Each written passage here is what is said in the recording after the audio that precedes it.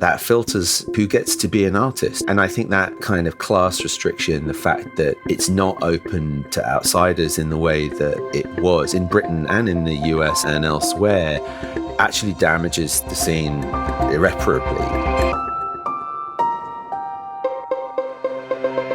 I'm Kate Brown, and this is The Art Angle, a podcast from ArtNet News.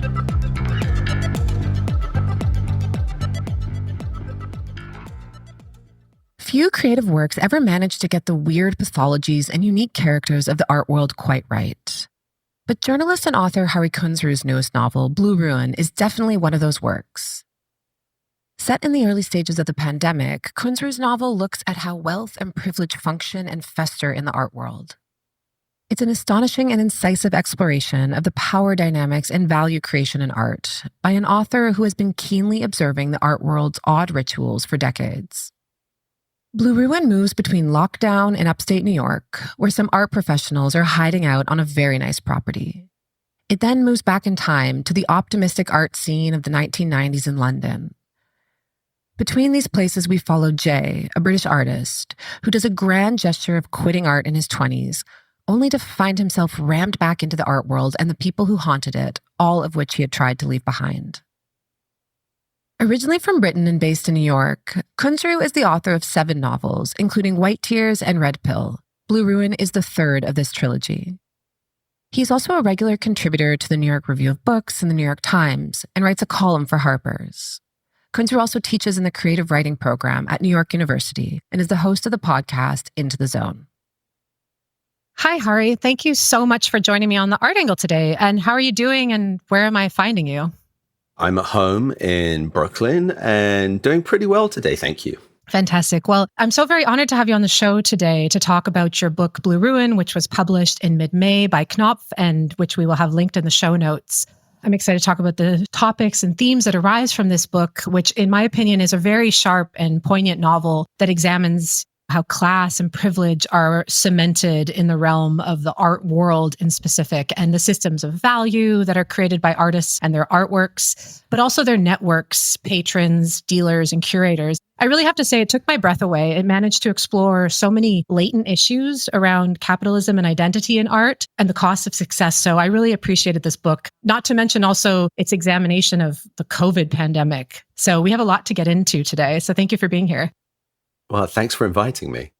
Maybe the best place to start is at the beginning. Like the book opens with this very unforgettable scene where Jay, the main character, is an app delivery guy and he's bringing his delivery to the door of this beautiful property in upstate New York. And he's masked and his mask is falling off and he recognizes someone at the door. And the woman is Alice, who's another main character of the book. And they used to have an intense relationship and then Jay passes out. So this is like a very vivid opening scene that I won't soon forget. What, in your words, happens after that? What's the kind of loose plot of this novel and the main sort of themes that you wanted to explore with it? There's kind of 2 timelines in the novel. There's the present day of the novel, which is during the pandemic, and this group of art world people are holed up in this beautiful place upstate, trying to ride out the worst of the pandemic. There's a well-known painter called Rob, and Alice, it turns out, is his wife. And these 2 characters, they're British. When they were young people in London, Jay was a friend of theirs. You know, Jay was dating Alice. Rob was his best friend. It started going very wrong between Jay and Alice, and then Alice and Rob just left. They ghosted him, and he hasn't seen either of them for years, and they haven't heard news from him for years either. I mean, he was an artist as well, but a very different kind of artist. And so his arrival back in their life shakes everything up. The other people staying on the property are Rob's gallerist, Marshall, to whom Rob owes a lot of work. Marshall has advanced him a bunch of money against paintings that haven't been done yet, and Rob does not seem to be making the paintings. And then there is Marshall's much younger artist girlfriend, whose own creative ambitions everybody else seems to ignore completely. So there are these 2 couples in quite a kind of fragile state, and into this world, this disruptive sort of ghost from the past arrives. So that's the front story. And then there is the story of what happened back there in the 90s when they were kind of young and ambitious in the East London art scene. You managed to capture with a very strong sense of accuracy some of the strange relational dynamics that happen between all these characters that you mentioned, and they represent all kinds of problems in the art world. In particular, though, let's to stay on Jay and Rob. They're both artists, although Jay's sort of arguably formally an artist, but they're very different, as you mentioned. And I feel like one of the main lines of inquiry into the novel is the difference between art practices. Like, one artist has a very immaterial conceptual art practice, and Rob has this very traditional commercial art practice. And yet they're both struggling a lot with these forms of existence. What interested you about that juxtaposition in particular? Well, I've watched so many friends of mine struggle with the question of the market and the way that selling into the market can deform your art practice and perhaps take you away from something that you think is the right thing to do or the thing you would rather do. I mean, these two guys in my novel, they start off as painters, and they start off with quite an old-fashioned kind of macho notion of what it is to be a painter. They want to sling color around and get drunk and be kind of roistering, I don't know, New York school artists of the 50s. Like a lot of art school kids, they're kind of feeling their way into the culture of what they're doing. And Rob has this really kind of basic love of painting. He loves the craft of it. I say he loves the sort of smell of the thinners. He loves the texture. He would paint anything.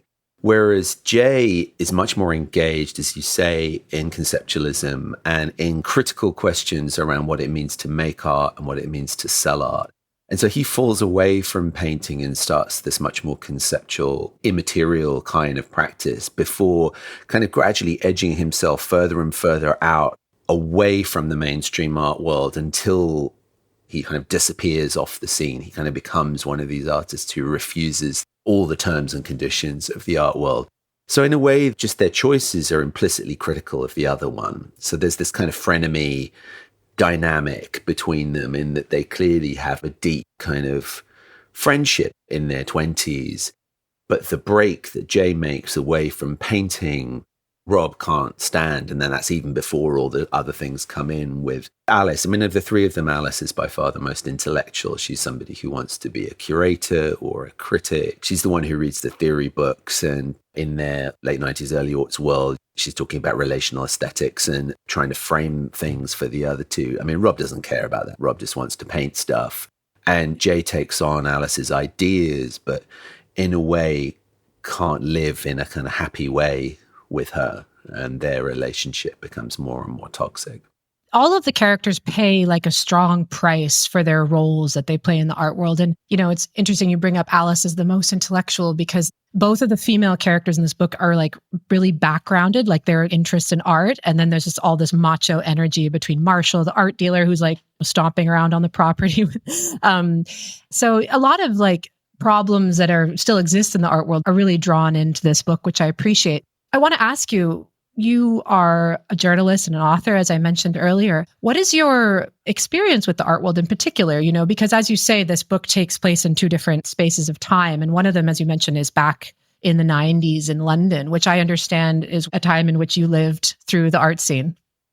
I had a very traditional sort of education in literature, but ended up sort of drifting into philosophy. And then when I realized I didn't want to be a philosopher in any kind of academic context, I ended up in London freelance writing. And I kind of fell amongst a lot of sort of post-art school people, some of whom were trying to make it as gallery artists, and others were really in a kind of full rejection of that whole system. I mean, a number of people that I knew at that time became involved in the net art scene and kind of drifted in towards a sort of zone between art and activism. So these questions were very alive in my friends' lives.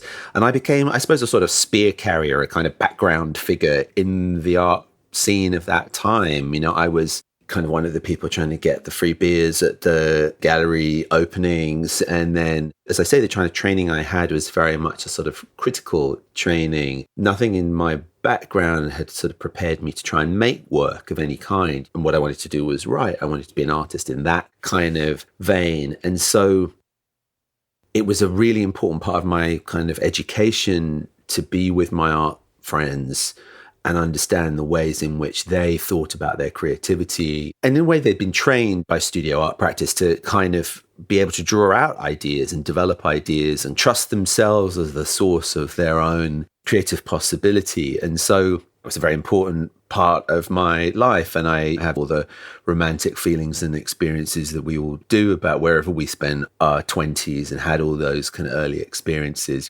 I ended up dating a sculptor for quite a long time, and she was kind of climbing the ladder of the gallery system. So I was a +1 at various dinners and got to hang around on the stand at art fairs and listen to a young gallerist selling to her clients. And just by osmosis, really, I had a lot of access to how everybody around me was thinking about what success was, what value was, how you kind of signed your authenticity as an artist. The incredible dance of artists and collectors is so fascinating to me, and the way that money drives everything, but nobody can talk about money in a particular way. As soon as it starts to feel like shopping, everybody is just repulsed and has to pretend they're only in it for these very pure aesthetic reasons. And yet at the same time, I'm sitting there at dinner with one person who I know is living in a squat and can barely feed themselves, and another person who started a conversation about whether it's possible to live in Monaco without a yacht.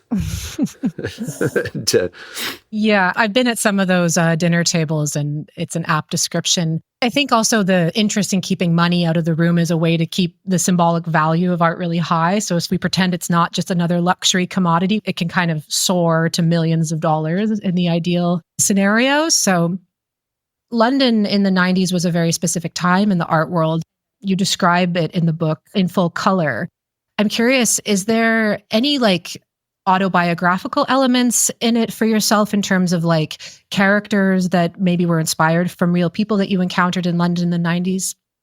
I've had a lot of mail from people I knew back then who recognized the settings and one or two of the kind of background characters. I kind of arrived at the point when the Britart moment was in full flow, and some people were already very famous, but they were still kind of around. You would still see the big artists just, at the opening or in the pub afterwards. I think Damien Hirst had already ascended to the kind of land of billionaires by that point, but the rest of them were still very much kind of around and in dialogue with everybody else. And that was another thing that was interesting to me, the way that there was sort of people who had no public profile were very respected by their peers.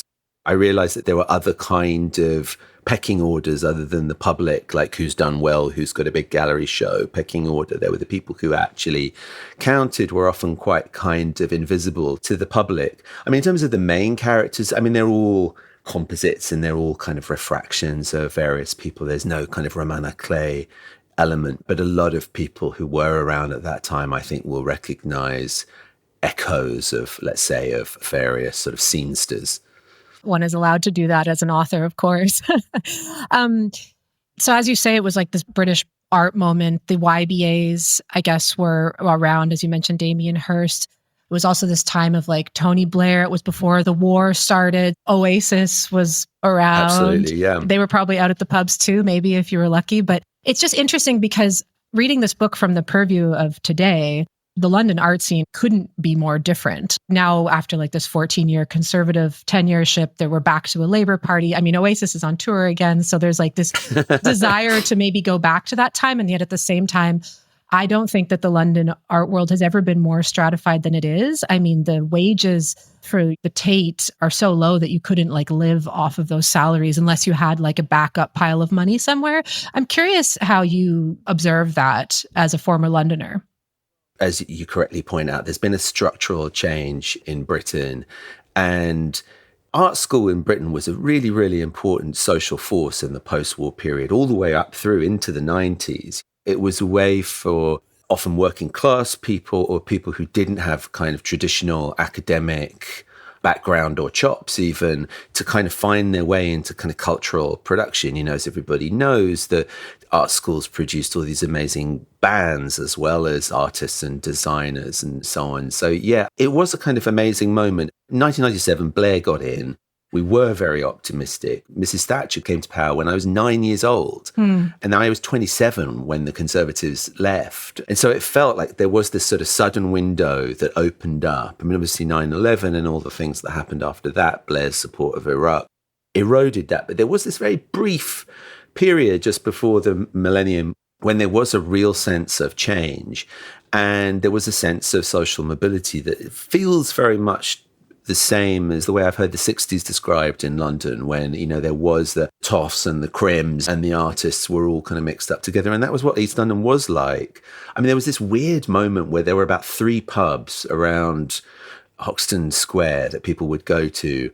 And, you know, you'd see like people who were really famous, like kind of Kate Moss would be at the pub. And I mean, not so much Oasis, because they did turn up. I have to say I did see Oasis at a party, a very funny party, which was for some sort of like quite posh trance band, like the thing they hated most in life. They'd suddenly gone to you could tell they were kind of almost growling with horror at what they saw. But I mean, people from Blur would be around, Alexander McQueen, all those figures. It was this moment, and it was in quite a kind of enclosed geographical area. Clearly it was rapidly gentrifying, and the artists and the art scene, the excitement of the art scene was part of that gentrification. But I was lucky enough to be there at a moment when they'd all felt very accessible. Like, you mean, you know, you would be around in the same places, the famous people and the nobodies would all be dancing on the same dance floor. Bjork was dating Goldie, the drum and bass musician, and he had a night on at Hoxton Square, so they'd be out at the pub. I mean, I'm sorry, I'm making it sound so terribly over-romanticized, but it was fun, and it was a great moment to be in my 20s. And for me, I was just sort of vacuuming up all this cultural knowledge and all this kind of panache. I mean, there were a lot of incredibly eccentric and stylish people around, and I really felt that my world was opening up at that point.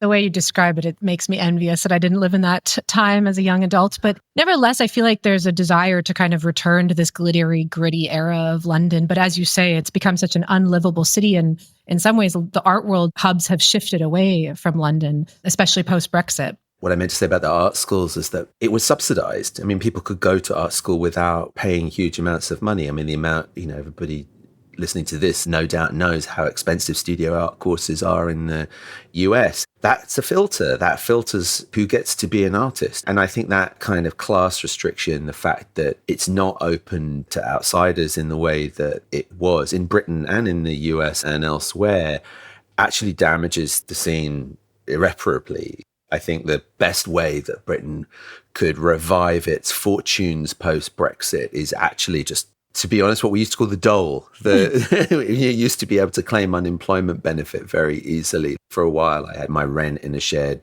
house paid by the government, and that helped me get started as a writer at a point when I would have had to been working other kinds of jobs.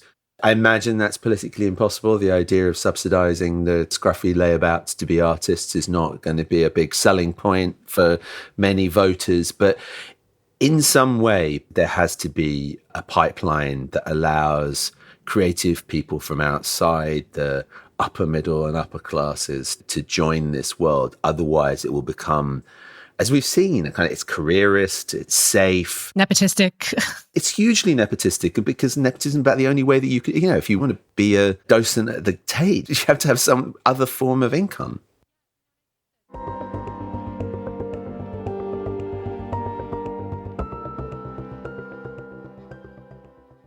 think that on the note of voters, I mean, total speculation, but because class has been such an ignored issue in the art world and the working class has become so alienated from art, voters won't very readily support something that they don't see themselves in, like a wider breadth of voters. So there's a strong argument to bring more working class people into the art world. And actually, there's some initiatives doing that in the UK. We had an article by Joe Lawson-Tancred recently on ArtNet about it. But to come to my point, like, class is sort of the taboo that still remains in the art industry, I find. And yet we're in a very exciting moment in art where I think a lot of issues around representation and the margins are being dealt with head on. And yet I feel like what I loved so much about Blue Ruin was that you took class and you talked about it through these characters. Could you speak a bit more about their class issues that exist between them, like Alice and Jay and Rob, for example?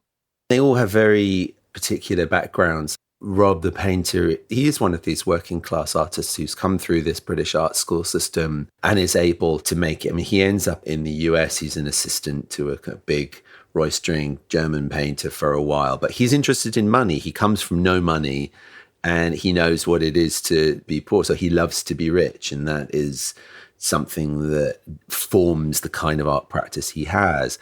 Now, Alice is an heiress. She's French Vietnamese. She has a very conservative Catholic background. You know, I used to meet these young women who were doing kind of art history at the Courtauld as a sort of finishing school hobby. Like you could go work at Christie's or Sotheby's and, you know, find a nice wealthy husband. But there was no sense that they would be able to either be very serious academic players in art history or, heaven forbid, actually be artists. And I mean, Alice has these desires to actually form her own life, but she needs to escape her background. Rob eventually kind of offers her a way to do that, which is one reason that she leaves Jay for him. And Jay has the sort of strangest of the three backgrounds in a way. He has a Jamaican father and a white English mother. The Jamaican dad is absent from his life and he's brought up by the mother, and a very kind of unpleasant stepfather in Essex, sort of outside London. It's a part of England I grew up in, and further out into Essex where I've given Jay his background, it's an extremely monocultural white working class place. And so as somebody who visually sticks out, he's a loner there, and he's also somebody who doesn't have the kind of cultural connection to British blackness that you would expect. So he's kind of doubly alienated, and it makes him a real loner. And he's kind of neurodivergent as well. He has various sort of tics and requirements. Like he needs to organize his life in certain ways in order to function properly. He wants to kind of change the system by making work. It doesn't have any of this sort of social ease and charm of Rob or Alice's sort of poise. Alice is also very beautiful, which helps and hinders her life in certain ways. So they all have these particular kind of class positions. And then in their different ways, they all end up in the US. You know, Alice and Rob as a sort of wealthy New York art couple. And then Jay, who is living this extremely precarious, undocumented life. And one of the things that the pandemic made visible were the sort of vertiginous kind of class stratifications of the US. I was in New York for the pandemic, and you noticed the people who kind of vanished out of the city, and then you suddenly saw them on their Instagram stories on a boat. You know, then there were the people like me who could kind of afford to stay in and work and have my food and other necessities delivered by somebody else who had to be out and about, exposing themselves to illness, working a kind of gig job. And so it was very hard to ignore those divisions, which usually, you know, in the normal run of things, people kind of willfully look away from. And there was the start of a conversation about that. I mean, things like mutual aid as a system of survival were beginning to emerge. So there was a kind of utopian dimension to the pandemic. I mean, that's a really interesting thing that I think when we look back, we'll understand that there was a chance to think again about how we structure life and about how we relate to each other. And of course, you know, as things have returned to relative normality, we've decided willfully to forget all the good lessons that we learned and all the possibilities that we thought were there. But while it was in full swing, and this book is set in 2020 in the kind of absolute teeth of the thing, there was a sense that normality had been suspended and that we could change and reinvent.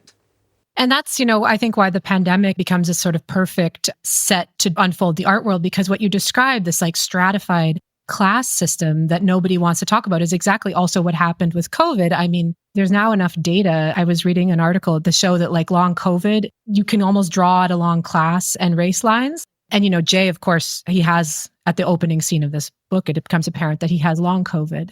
To turn back to what you mentioned about changing the system, Jay tries to change the system. He becomes very critical. Almost he enters this realm of like institutional critique, but he pushes too hard. And, you know, coming back to something you said earlier about collectors rubbing shoulders with, you know, the like people of the art world that are like living in like social housing and it's all kind of fun for them. But Jay, he almost pushes too much and it alienates people.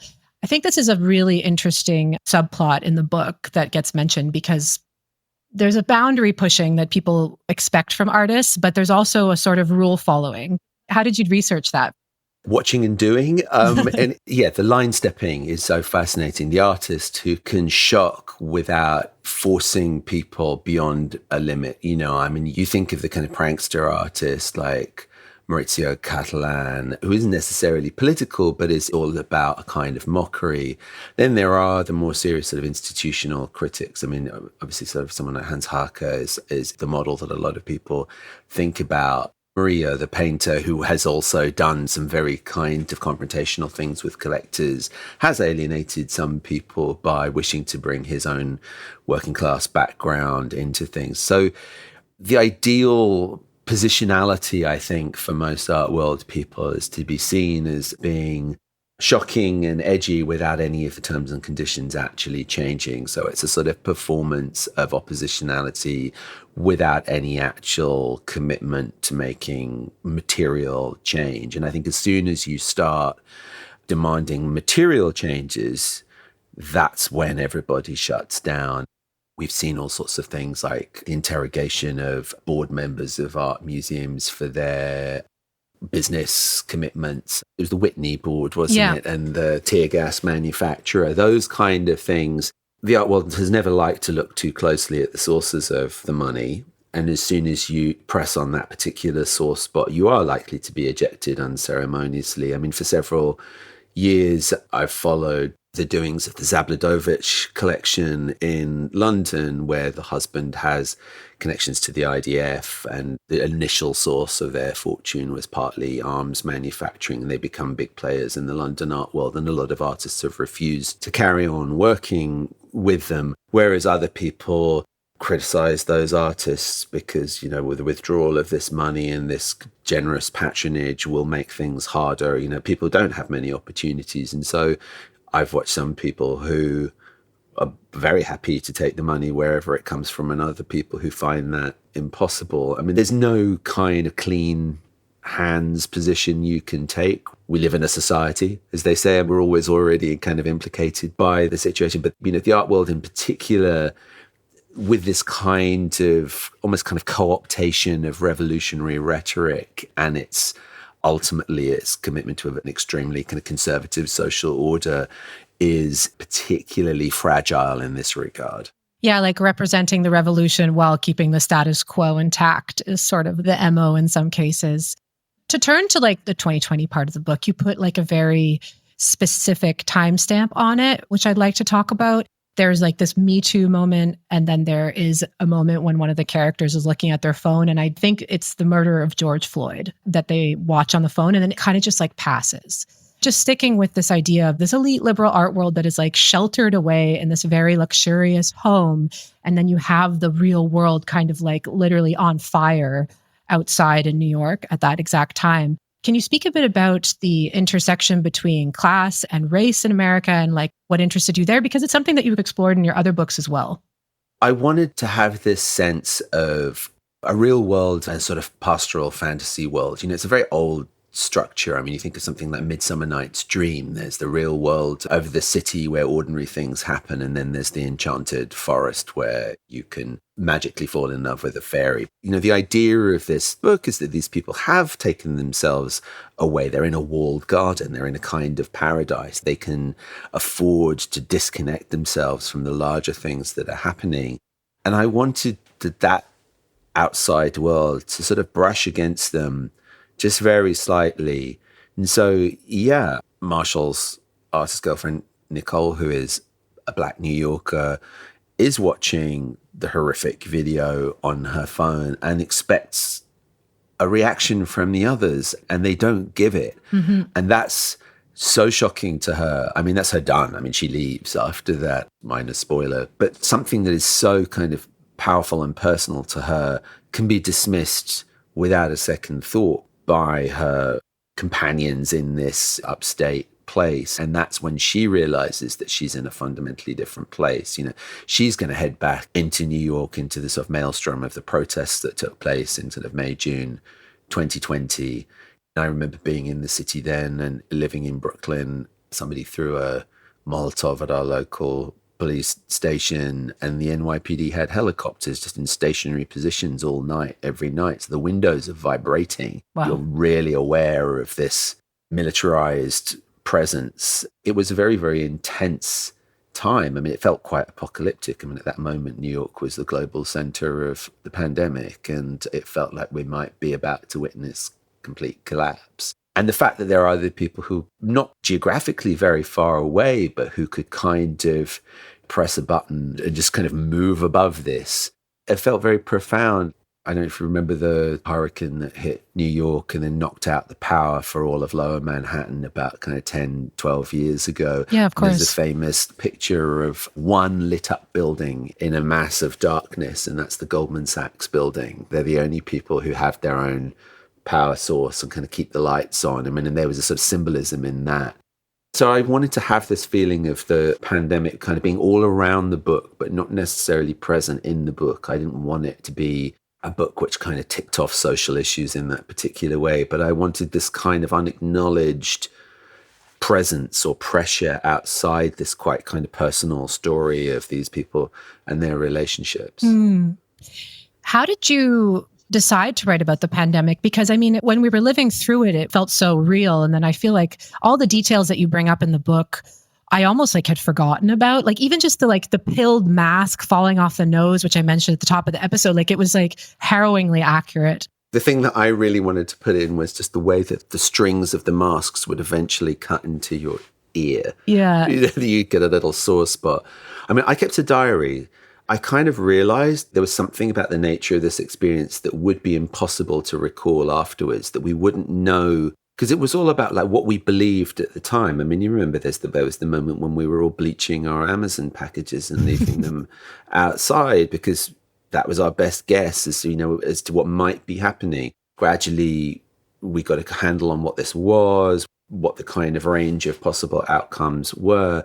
But it's very, very difficult to think back into the kind of low information and very panicked state of mind that we were all, people weren't sleeping, people were freaking out. And so I kept and probably also just to give myself something to stop me panicking, I kept a very complete diary of what I thought was going on, statistics, kind of observations, like anything I could think of. And so when I came to write this, I could go back and see what the sort of social rules were in that month of the pandemic and try and kind of be as precise as I could be. Interesting. And did you do a similar thing when you were living in London in the 90s? When did you decide that you wanted to sort of document that in fiction? I mean, I wanted to write an art world novel for a long time, basically because the question of how value arises, like how everybody just decides somebody is important and some other person's work is not important, is very fascinating to me.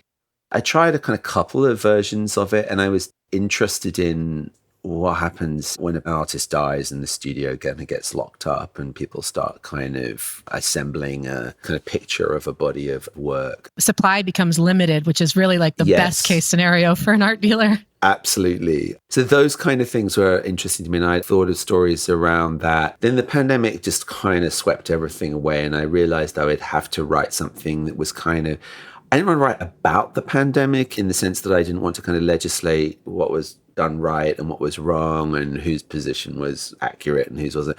But I wanted to write something that was in the pandemic. I mean, partly because the bit of this question of social rules, like just how do you communicate with somebody when you're both masking? When is it okay to touch someone? When is it okay to be close? It seemed to kind of put into operation a sort of set of rules and a set of ways of being that were unique.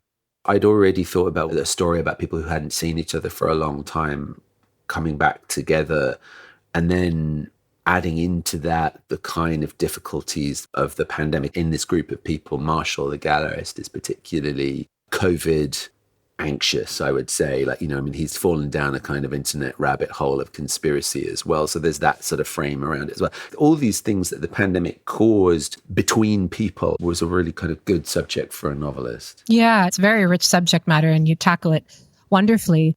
I don't want to give too many spoilers, but painting is a big part of this book. And then there's also the fact that Jay leaves it for performance art and drops out of the art world, so to speak. Tell them I said no kind of energy. And you wrote an article in Harpers in July called Be Here Now, which touches on performance art and this term of immediacy, which we had a podcast with Anna Kornblue who came up with the term. Yeah. And, I was thinking about this idea of dropping out as you talk about it in the book as an artist.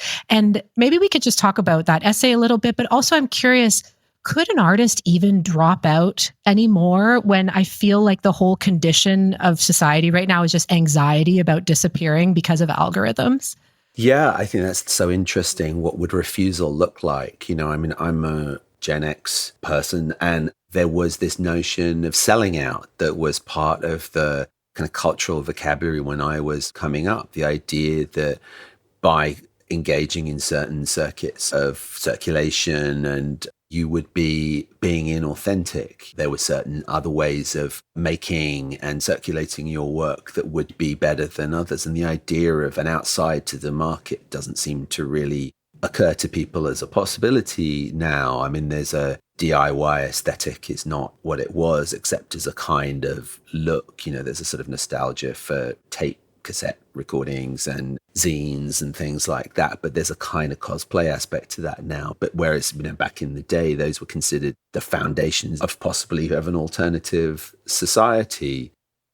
There's a canon of artists who have refused or dropped out in various ways. I mean, the epigraph of the book is a small quote by Lee Lozano, who left the New York art world in the early 70s, and as a sort of artistic gesture of refusal. There's a sort of ghost in the background of the book is Bastiaan Aarde, the Dutch artist who was at CalArts, who famously disappeared trying to sail a very tiny boat across the Atlantic. Of course, that was in the 1970s, right? That was, yeah. And he'd done a previous series of work, which I'm very moved by, which is all about failure. There are these series of photographs and film of him falling off a roof, driving a bicycle into a canal in Amsterdam, and just like falling sideways. So the idea of a kind of failure, not kind of embodying this sort of, if you think the kind of paradigmatic artist is a sort of Rob-like macho painter, a Jackson Pollock or whoever, the idea that you in some way fail to kind of express your subjectivity in this achieved way is a kind of critical thing. So Bastiaan Aarde's sort of failures. I mean, Chris Burden is another artist I got very interested in while writing this book. He did various actions which were to do with disappearance or in some way kind of removing himself from the scene. And there are other artists who just don't participate in person in the art world, but who still sort of circulate their work. I mean, someone like Katie Noland would be a person like that. So there are all sorts of ways of either dropping out or not being present. And somehow some artists have managed to make their non-presence actually count in a way. I mean, the fact that they're not there feels almost more important than all the 100 artists who are there. Can you drop out completely?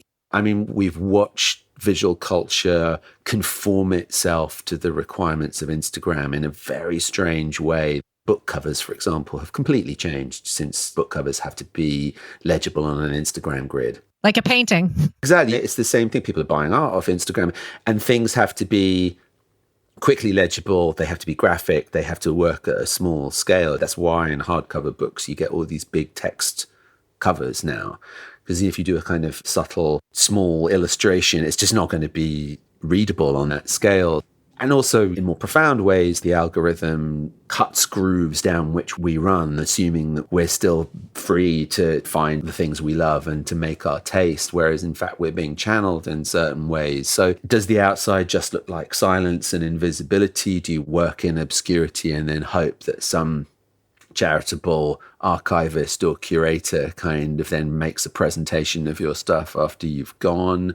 Or do you just completely disconnect art making from any notion of subsistence or career? I think of artists who've made actions just sort of in their studios. And I was reading Adrian Piper a while ago, and she did things that weren't intended to be outward facing at all, that were in a way were just about changing herself and her understanding of herself. And I think there are a lot of people who make art whose art is not outward facing in that way. I mean, I have Jay experimenting with very much this kind of self-transformation in private as a kind of artistic practice in the book. But I think it's still the correct move to try and break these things and misuse them and to kind of kick against the terms and conditions that especially the big platforms are setting, because I think there is a kind of visual culture that has become a quick dopamine hit, a quick kind of selfie opportunity. The graphic anodolization Right. of our art world is not necessarily a good thing. And I'm always fascinated and admiring of difficult, transgressive, and just sort of ornery people. I feel like we're in an interesting lag period right now between, as you mentioned in that essay, like 2016, when the feeds went from chronological to algorithmic. And it feels like we're still in this weird time where no one really knows how to disrupt that quite yet in a critical mass. But I think about the art critic Lawrence Alloway, who wrote in the 70s that the first exhibition is the artists finishing the work in the studio with just themselves and maybe a few friends before it becomes part of the communication network. In some ways, everything changes and nothing changes, because I do think that that's still like a truth that exists and maybe something that we need to return to. I mean, I certainly think for young artists, hard as it may be, working in an unrecognized way for a period of time is very, very useful. I mean, you see people who get picked up from their degree shows and suddenly having a bunch of money thrown at them, and they haven't necessarily had the time to develop a really strong sense of self and a coherent practice. It's no fun to be broke, and it's no fun to feel that nobody cares about what you're doing. But actually that kind of experience of like, why am I doing this? Would I do it still if nobody paid attention? And answering, yes, I would, because it's what I care about above everything else.